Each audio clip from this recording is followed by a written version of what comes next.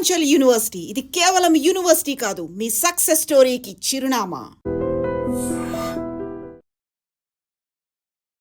Intermediate తర్వాత BTech engineering చేయాలనుకునే వారికి ఈ ఉత్తరాంచల్ యూనివర్సిటీ అనేది ఉత్తరాఖండ్లోని డెహ్రాడూన్లో ఉంది.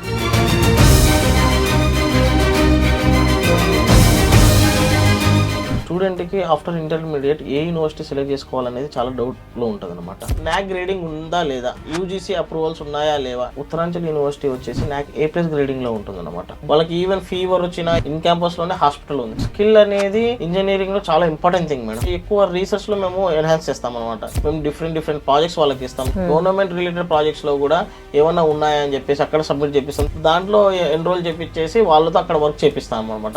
చాలా టాప్ MNC కంపెనీస్ అన్ని కూడా 8 lakhs 9 lakhs ఆ ప్యాకేజెస్ తో రిక్రూట్ చేసుకున్నాయి అన్నమాట. Welcome to iDream. నేను ఉదయశ్రీ. ఇంటర్మీడియట్ తర్వాత బీటెక్ ఇంజనీరింగ్ చేయాలనుకునే వారికి ఉత్తరాంచల్ యూనివర్సిటీ గురించి తెలియజేయడానికి మనతో అడ్మిషన్ డైరెక్టర్ ఇంతియాజ్ గారు ఉన్నారు. ఈ ఉత్తరాంచల్ యూనివర్సిటీ అనేది ఉత్తరాఖండ్లోని డెహ్రాడూన్లో ఉంది. డెహ్రాడూన్ అంటే మనకు ఫస్ట్ గుర్తుకొచ్చేది మనకి రిషికేష్, హరిద్వార్ లాంటి బ్యూటిఫుల్ ప్లేసెస్ నియర్ బై ఉంటాయి. అలాగే ఎక్కువగా IASలు IPSలు అక్కడే ట్రైన్ అవుతూ ఉంటారు.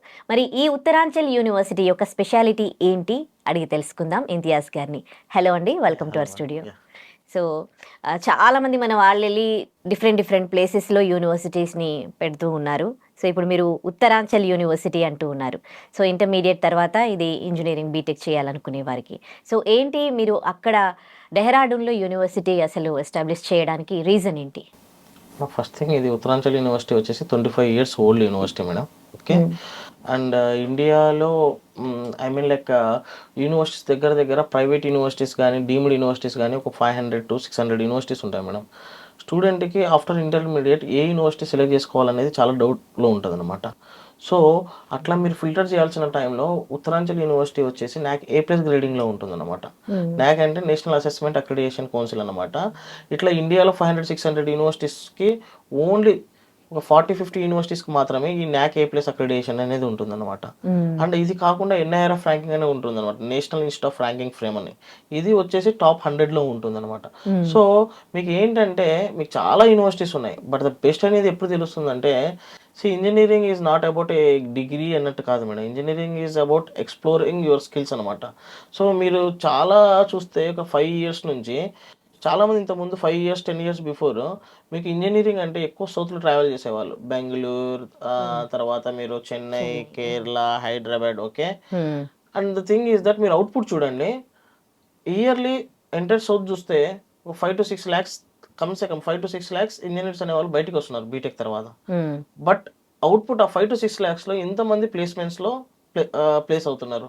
And placements in the sense మంచి టాప్ MNC కంపెనీ, ఏదో నాట్ జస్ట్ ఏదో స్టార్ట్అప్ ఇంకోటో కాదు. సో ఆ విధంగా చూసారనుకోండి, మీకు నార్త్ రేషియో అనేది చాలా ఎక్కువ ఉంటుంది. సో డెహ్రాడూన్ లాంటి ప్లేస్లో ఏంటంటే ఇంకా ఎక్స్ప్లోర్ కావడానికి ఎక్కువ ఆస్కారం ఉంటుంది, మీ స్కిల్ అనేది ఎన్హాన్స్ చేసుకోవడానికి ఆస్కారం ఉంటుంది. ఇక్కడ ఏంటంటే for example you take Hyderabad, you find students from AP, Telangana, లేకపోతే సమ్ అవుట్ ఆఫ్ సమ్ కేరళనో, some Tamil Nadu, some Bengaluru. But apart from that మీరు డెఫినెట్లీ నాట్ స్టూడెంట్స్ అయితే ఇక్కడ ట్రావెల్ చేయరు. But whereas you can take Dehradun లాంటి ప్లేసెస్ చూసారనుకోండి, you find students from AP నుంచి ఉంటారు, తెలంగాణ నుంచి ఉంటారు, అండ్ కేరళ నుంచి ఉంటారు, మహారాష్ట్ర నుంచి ఉంటారు, వెస్ట్ బెంగాల్ నుంచి ఉంటారు, UP నుంచి ఉంటారు, రాజస్థాన్ నుంచి ఉంటారు, ఢిల్లీ నుంచి ఉంటారు. సో ఇట్లా ఉండడం వల్ల స్టూడెంట్కి ఆటోమేటిక్ డిఫరెంట్ స్టేట్స్ నుంచి స్టూడెంట్స్ ఉండడం వల్ల వాళ్ళ స్కిల్ ఎన్హాన్స్ అవుతుంది, ప్లస్ వాళ్ళ కమ్యూనికేషన్స్ కూడా బెటర్గా ఉంటుంది. ఫర్దర్గా వాళ్ళు MS ట్రావెల్ చేయాలన్నా కానీ ఈ ప్లాట్ఫామ్స్ అనేది డెహ్రాడూన్ అట్లాంటి ప్లాట్ఫామ్స్ అయినట్టు బెటర్గా ఉంటుంది అనమాట. ఓకే. సో ఏంటి మీ పాస్ట్ ఎక్స్పీరియన్స్ ఏంటి? ఒక బెస్ట్ యూనివర్సిటీ చూస్ చేసుకోవడం స్టూడెంట్స్కి ఎట్లా, మీది ఎట్లా బెస్ట్? నాది ఎట్లా బెస్ట్ అనేది దానికంటే, స్టూడెంట్కి నేను ఆఫ్టర్ 12 తర్వాత స్టూడెంట్కి చాలా డౌట్స్ ఉంటాయి. ఏ యూనివర్సిటీ సెలెక్ట్ చేసుకోవాలంటే నేను చెప్తున్నాను 500-600 యూనివర్సిటీస్ మాకైతే ఇన్ని ఉన్నాయంటే అసలు స్టూడెంట్కి ఏ యూనివర్సిటీకి వెళ్ళాలనేది it's lot of question mark. ఏ కోర్స్ సెలెక్ట్ చేసుకోవాలి, ఏ యూనివర్సిటీ సెలెక్ట్ చేసుకోవాలి, ఏ స్పెషలైజేషన్ సెలెక్ట్ చేసుకోవాలి, ఇవన్నీ చాలా స్టూడెంట్కి డౌట్ ఉంటుంది మేడం. ఫస్ట్ థింగ్ ఏంటంటే నేను ప్రతి ఒక్క స్టూడెంట్కి ఒకటే ఒక సజెషన్ ఇస్తాను. ఫస్ట్ మీ క్యాలిబర్ ఏంటనేది మీరు తెలుసుకోండి. అంటే మీరు JEEలో క్రాక్ చేయగలుగుతారా? జేఈ ప్రతి ఇయర్ 10 to 13 lakhs మెంబర్స్ రాస్తున్నారు. దాంట్లో ఓన్లీ సిఎస్సి సీట్స్ వచ్చేసి 10,000 మాత్రమే ఉన్నాయి ఐఐటీస్లో. ఓకే, అది కొట్టగలుగుతారా? అది క్రాక్ చేయగలుగుతారంటే ఫస్ట్ దానికి ట్రై చేయండి. లేకపోతే ఐఐటీస్ కాకుండా IIITs ఉంటాయి, ఎన్ఐటీస్ ఉంటాయి. ఇవన్నీ దగ్గర దగ్గర ఇండియాలో టాప్ ఇన్స్టిట్యూట్స్ వచ్చేసి ఒక 30,000 సీట్స్ ఉంటాయి మేడం సిఎస్సి రిలేటెడ్ కోర్సెస్లో. వీటిని మనం క్రాక్ చేయలేనప్పుడు మనం ఏంటంటే ప్రైవేట్ యూనివర్సిటీస్కి సెర్చ్ చేయాలన్నమాట. సో ప్రైవేట్ యూనివర్సిటీస్ సెర్చ్ చేసేటప్పుడు definitely students should remember the things అనేవి ఏంటంటే, ఫస్ట్ థింగ్ ఆ యూనివర్సిటీ ఎన్ని years old university, first point. ఎన్ని ఇయర్స్ అంటే మినిమం 20 years ఎక్స్పీరియన్స్ చూసారనుకోండి, అది చాలా క్రెడెన్షియల్ ఉన్న యూనివర్సిటీ. తర్వాత నేను చెప్పాను కదా, నాక్ గ్రేడింగ్ ఉందా లేదా, యూజీసీ అప్రూవల్స్ ఉన్నాయా లేవా. నాక్ గ్రేడింగ్ అంటే ఏ గ్రేడింగ్ ఉంది, A++ ఉందా, A+ ఉందా, ఓకే, ఏ ఉందా, ఎప్పుడు వచ్చింది నాక్ గ్రేడింగ్, ఎప్పుడు అయిపోతుంది దాని క్రెడెన్షియల్స్, ఓకే. తర్వాత అక్కడ ఎడ్యుకేషన్ ఎట్లా ఉంటుంది, మన స్టూడెంట్స్ వాళ్ళు ఎవరన్నా ఉన్నారా, మన సీనియర్స్ ఎవరన్నా ఉన్నారా లేరా, అక్కడ సీనియర్స్ ఉంటే వాళ్ళతో మాట్లాడాలి, ఓకే. లేకపోతే వాళ్ళ పేరెంట్స్ నెంబర్స్ తీసుకొని, బెటర్ మీ లొకాలిటీస్ దగ్గరలో ఉంటే వాళ్ళ దగ్గరికి వెళ్ళి యూనివర్సిటీ డీటెయిల్స్. ఎందుకంటే బెటర్ ఏంటంటే మేమందరం చెప్పేదానికంటే ఎవరైతే ఎక్స్పీరియన్స్ చేస్తున్నారో వాళ్ళు ఇంకా బెటర్గా చెప్తారు. వాళ్ళకి బాగుందంటే బాగుందని చెప్తారు, బాగాలేకుంటే బాగాలేదని చెప్తారు. సో మీరు ఏం చేయాలంటే ఎప్పుడైనా కానీ ఒక యూనివర్సిటీ ఉంది అది బాగుంది అంటే ఫస్ట్ థింగ్ మీ ఏరియాలో ఒక స్టూడెంట్ ఉన్నాడా లేదా, ఆ స్టూడెంట్ వచ్చేసి ఆ స్టూడెంట్ ఫీడ్బ్యాక్ తీసుకోవాలి, వాళ్ళ పేరెంట్స్ని కలవాలి. సో ఓకే అనుకున్నాక డెఫినెట్లీ 100 to 200% మీరు యూనివర్సిటీ విజిటింగ్ అనేది పక్కా వెళ్ళాలండి. యూనివర్సిటీ విజిటింగ్ వెళ్ళకుండా మాత్రం మీరు అడ్మిషన్ తీసుకోవద్దండి.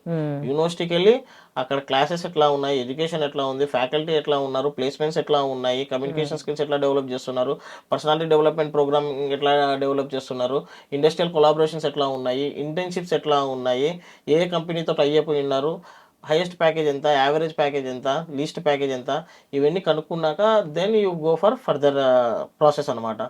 తెలియకుండా మాత్రం జస్ట్ ఎవరో చెప్పారని చెప్పేసి మాత్రం నేనైతే జాయిన్ అవ్వద్దండి. ఓకే.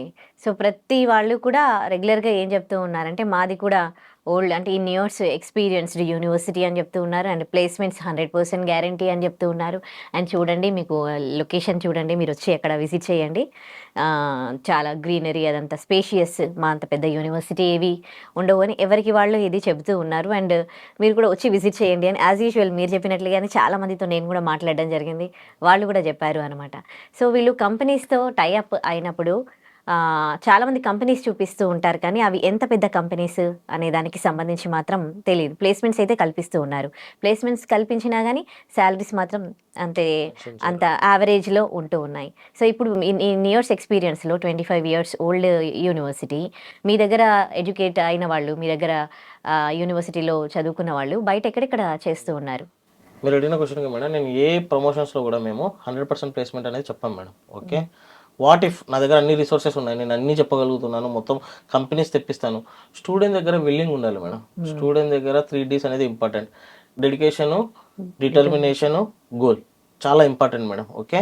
సో ఇవి లేకుండా మాత్రం ఏమైతే ఏం చేయలేం. మీరు ఎంత ఫీజెస్ కట్టినా ఇంకొకటైనా కానీ స్టూడెంట్కి విల్లింగ్ లేకుండా ఏ యూనివర్సిటీ 100% ప్లేస్మెంట్ ఇవ్వదు. That was 100 damn sure, okay.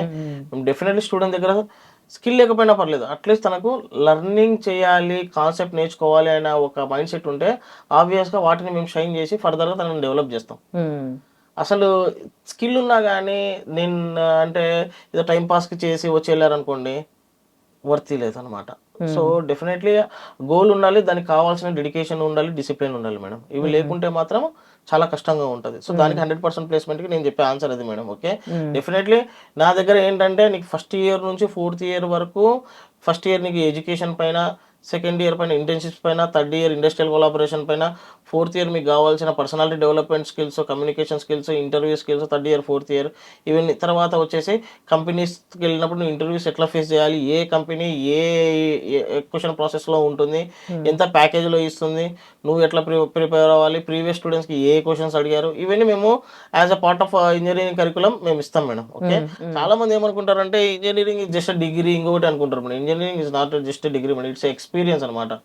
So మీరు 4 years మీరు ఎక్స్పీరియన్స్ చేస్తారు, ఎవ్రీథింగ్ మీ స్కిల్స్ ఎక్స్పీరియన్స్ అవుతాయి. అండ్ ఇంజనీరింగ్ అంటే ఇంకొకటి ఏంటంటే చాలా మంది స్టూడెంట్స్ అయితే జాబ్స్ వస్తానే పాయింట్ మీద ఉంటారు. నో మేడం, ఇప్పుడు చాలా రీసెర్చ్ లో ఉందా అనమాట. ఈ ఓన్ స్టార్ట్అప్స్ కూడా చాలా మంది స్టూడెంట్స్ ఇంజనీరింగ్ కంప్లీట్ చేసి ఓన్ కంపెనీ స్టార్ట్ చేసే టైం కూడా వస్తుంది అనమాట. సో డిఫరెంట్ ఆస్పెక్ట్స్ లో డిఫరెంట్ పాయింట్స్ లో ఇంజనీరింగ్ అనేది ఉంటుంది madam. So I mean like what I mean to say is that it's not about engineering అనేది మీరు ఏదో క్లాస్లో కూర్చొని 4 walls ఆఫ్ ఏ క్లాస్ రూమ్లో కూర్చొని కంప్లీట్ చేసేది అయితే కాదు. It's about exploring your skills కానీ మొత్తం అన్ని ఓవరాల్ డెవలప్మెంట్స్ డిఫరెంట్ ఆస్పెక్ట్స్లో స్టూడెంట్ అనేవాడు డెవలప్ అవ్వాలి madam. Okay. Okay. So faculty గురించి చెప్పండి. ఫ్యాకల్టీ కూడా చాలా చాలా ఇంపార్టెంట్. ఎక్స్‌పీరియన్స్‌డ్ కావాలి. ఇప్పుడు కొత్త వాళ్ళని తెచ్చేసి, పెట్టేసి మా యూనివర్సిటీ చూడండి అని అంటున్నారు. సో మీ దగ్గర ఫ్యాకల్టీ గురించి చెప్పండి. Yes madam. మా ఫ్యాకల్టీ వచ్చేసి దగ్గర ఫర్ ఎగ్జాంపుల్ నేను బీటెకే చెప్తున్నారు కాబట్టి మా బీటెక్ డీన్ వచ్చేసి సుమిత్ చౌదరి అని చెప్పేసి తను ఆల్రెడీ 7 years జపాన్లో ఎక్స్పీరియన్స్లో అండ్ రీసెర్చ్లో చేశారు మేడం, ఎడ్యుకేషన్ అండ్ రీసెర్చ్లో. సో మా దగ్గర ఉన్న ఏ ఫ్యాకల్టీ అయినా కానీ మినిమం 10-15 years ఎక్స్పీరియన్స్ ఫ్యాకల్టీ ఉంటారు అండ్ పిహెచ్డి రిలేటెడ్ ఫ్యాకల్టీ ఉంటారు. మెజారిటీ ఐఐటీస్ నుంచి, ఎన్ఐటీస్ నుంచి పాస్డ్ అవుట్ అయ్యి ఫర్దర్గా అబ్రాడ్లో ఏదైనా రీసెర్చ్ చేసి ఉన్న ఫ్యాకల్టీ ఉంటారు మేడం. అండ్ క్వైట్ ఎట్లా ఉంటుందంటే మా దగ్గర క్లాసెస్ కూడా ఎడ్యుకేషన్లో హాఫ్ డే క్లాసెస్ అయితే హాఫ్ డే ప్రాక్టికల్స్ కానీ ట్రైనింగ్ పైన ఎక్కువ ఫోకస్ చేస్తాం. సో దట్ స్టూడెంట్కి ఏంటంటే బెటర్గా స్కిల్ అనేది ఎన్హాన్స్ అవుతుంది అనమాట. సో మేము మా ఫ్యాకల్టీని మొత్తము మా యూనివర్సిటీ అఫీషియల్ సైట్లో మేము డీటెయిల్స్ పెట్టింటాం మేడం. ఈ ఫ్యాకల్టీ ఈ సబ్జెక్ట్ చెప్తారు, నేను ఇంత ఇయర్స్ ఆఫ్ ఎక్స్పీరియన్స్ ఉంది అని చెప్పేసి. సో నేను ఏమంటున్నానంటే మీరు చెప్పారు కదా ఈ పాయింట్, ఇట్స్ నాట్ అబౌట్ నేను చెప్పడం కాదనమాట. మీకు యూనివర్సిటీ విజిటింగ్ వచ్చినప్పుడు మీకు ఆబ్వియస్గా ఈ పాయింట్స్ అన్ని కవర్ చేస్తాం అనమాట. ఎడ్యుకేషన్ ఎట్లా ఉంది, ప్లేస్మెంట్స్ ఎట్లా ఉన్నాయి, ప్యాకేజెస్ అన్నారు కదా మీరు. మేము ఆటోమేటిక్గా ప్రతి ఇయర్ ఏ కంపెనీలో లాస్ట్ ఇయర్ వచ్చేసి దగ్గర 750+ కంపెనీస్ వచ్చాయి ప్లేస్మెంట్స్ కోసం. ఓకే, ఏ కంపెనీస్ వచ్చాయి, ఏ కంపెనీ ఎంత ప్లేస్మెంట్స్ ఇచ్చింది, యావరేజ్ ఎంత ఇచ్చారు అని చెప్పేసి మొత్తం A to Z మా అఫీషియల్ సైట్లో ఉంటుంది మేడం. అండ్ లాస్ట్ ఇయర్ వచ్చేసి 750 కంపెనీస్లో టాప్ కంపెనీస్ అంటే మీకు Google, Wipro, TCS, Cognizant, Capgemini, ఇట్లా టెక్ మహేంద్ర, అసెంచర్, అన్ని కంపెనీస్, అడోబ్, చాలా టాప్ ఎంఎన్సీ కంపెనీస్ అన్ని కూడా మంచి ప్లేస్మెంట్స్ తో I mean like 8 lakhs 9 lakhs ఆ ప్యాకేజెస్ తో రిక్రూట్ చేసుకున్నాయి అనమాట. ఓకే. ఇప్పుడు ఎడ్యుకేషన్ ఒకటే కాకుండా స్కిల్స్ కూడా చాలా చాలా ఇంపార్టెంట్ కదా. స్కిల్ డెవలప్మెంట్స్ కి అదర్ ప్రోగ్రామ్స్ ఉంటాయా మీ దగ్గర? ఎస్ మేడం, అదే నేను ఏమంటున్నానంటే స్కిల్ అనేది ఇంజనీరింగ్లో చాలా important thing madam. Okay, so మేము ఏం చేస్తామంటే ఎక్కువ రీసెర్చ్లో మేము ఎన్హాన్స్ చేస్తాం అనమాట. ఎవరికైతే ఎక్కువ స్కిల్స్ ఉన్నాయో మేము డిఫరెంట్ ప్రాజెక్ట్స్ వాళ్ళకి ఇస్తాం. ఈ ప్రాజెక్ట్స్ మీరు చేసి డిఫరెంట్ యూనివర్సిటీలు డిఫరెంట్ ఎడ్యుకేషన్ ఫేర్స్ ఉంటాయి అనమాట, అక్కడ సబ్మిట్ చేపిస్తాము. ఓకే, గవర్నమెంట్ రిలేటెడ్ ప్రాజెక్ట్స్లో కూడా ఏమన్నా ఉన్నాయని చెప్పేసి అక్కడ సబ్మిట్ చేపిస్తాం. దానికి కావాల్సిన ప్రాసెస్ మొత్తము రీసెర్చ్ అండ్ డెవలప్మెంట్ దాంట్లో R&D అని చెప్పేసి ఒక సపరేట్ సెల్ ఉంటుంది మేడం. ఎవరైతే ఇట్లా ఇంట్రెస్టింగ్ ఉన్నారో ఇంక్యుబేషన్ హబ్లో, రీసెర్చ్ హబ్లో ఇట్లాంటి దానిలో ఉన్నారనుకుంటే దాంట్లో ఎన్రోల్ చేపించేసి వాళ్ళతో అక్కడ వర్క్ చేపిస్తాం అనమాట. సో ఫర్దర్గా వాళ్ళ దగ్గర ఉన్న స్కిల్ ఏదైతే ఉందో అది డెవలప్ చేయగలిగారు అనుకోండి, డిఫరెంట్ కంపెనీస్ వాళ్ళనే అప్రోచ్ అవుతాయి అనమాట. ఓకే, సో అబ్బాయిలు అంటే హాస్టల్స్లో ఉంటారు, దూరం ప్లేసెస్కి వెళ్ళగలరు, కానీ అమ్మాయిలకి ఇలాంటి ప్లేసెస్ చూస్ చేసుకోవడము అనేది కొంచెం డిఫికల్ట్. అండ్ అక్కడికి వచ్చిన ఫెసిలిటీస్ అండ్ వాళ్ళకి ప్రొటెక్షన్ పరంగా, సెక్యూరిటీ పరంగా ఎట్లా ఉంటుంది? మీ అబ్బాయిని కానీ మీ అమ్మాయిని కానీ ఇద్దరికి వచ్చి చెప్తున్నాను, మీరు ఎక్కడికన్నా కానీ మీ ప్లేస్ దాటి బయటికి పంపించాలి అంటే ఫస్ట్ థింగ్ మీరు ఏ యూనివర్సిటీలో జాయిన్ చేసుకోండి, ఆ యూనివర్సిటీలో ఇన్ క్యాంపస్ హాస్టల్ ఉందా లేదా అనేది చూసుకోండి.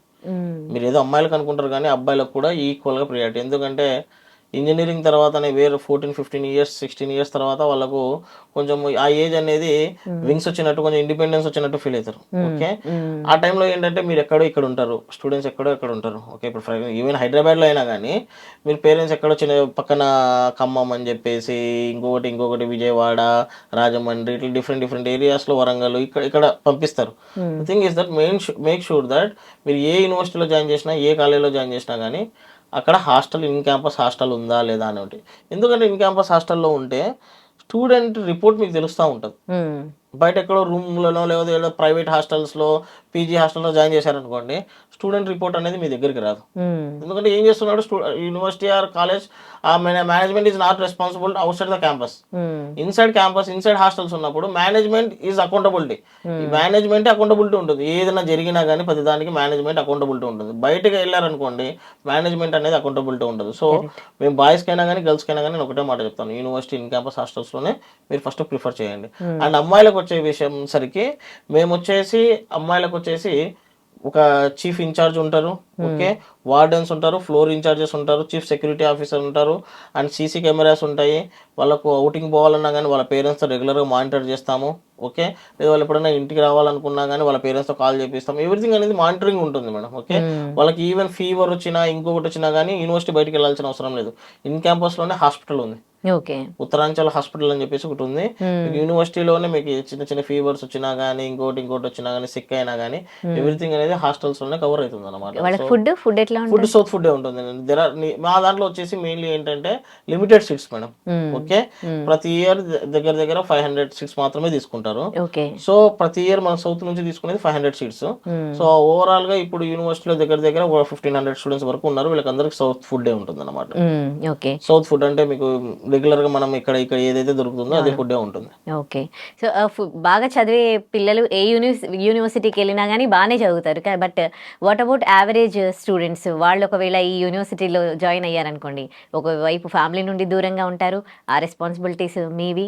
సో వాళ్ళకి స్పెషల్గా మీకు ఎలా ఉంటుంది అక్కడ టీచింగ్ అనేది, వాళ్ళ పైన కేరింగ్ అనేది? మెంటర్షిప్ అనేది చాలా ఇంపార్టెంట్ మేడం. ఓకే, ఇంత దూరం నుంచి అక్కడ ట్రావెల్ చేసినాక డెఫినెట్లీ ప్రతి స్టూడెంట్తో మా ఫ్యాకల్టీ కానీ మేము కానీ మా ఇన్ఛార్జెస్ కానీ వాళ్ళతో రెగ్యులర్గా మానిటర్ చేస్తూ ఉంటాం అనమాట. వాళ్ళని డిఫరెంట్ ఆస్పెక్ట్స్లో మోటివేట్ చేస్తూ ఉంటాం, ఎట్లా చదవాలి ఏంటి అనేది.